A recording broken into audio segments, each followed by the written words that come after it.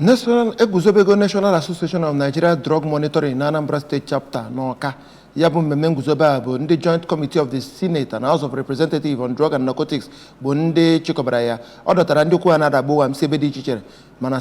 steeti ndị ọzọ wee bịa. Chibuzokoye nọkwasị wetara anyị akụkọ. Mgbe ọ na-ekwu okwu oge ya bụ mmemme ka onye na-anọchite anya otu kọmitii na-ahụ maka anya bụ ọgwụ ike na ịnwụ ọgwụ ike bụ Maazị Hassan Mohammed mere ka amata na ibu ọgwụ ike ịnwụ ọgwụ ike nakwa ile ya bụ ọgwụ ike abụgọla ihe na-enye mba dị iche iche nsogbu n'ụwa niile. Maazị Mohammed gara n'ihu mee ka amata na ya bụ azụmahịa bụ nke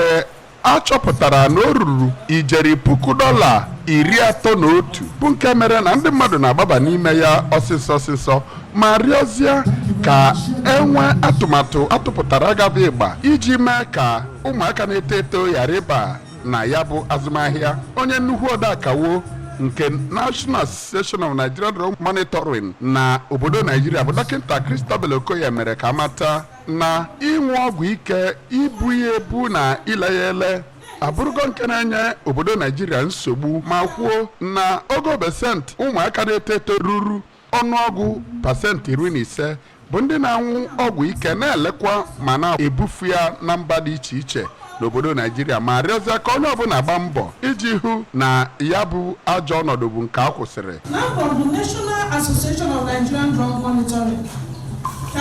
joint committees through NANDM let disseminate the information because we care about everybody. Even if you hear them look at ourselves, if you know, what's why be safe.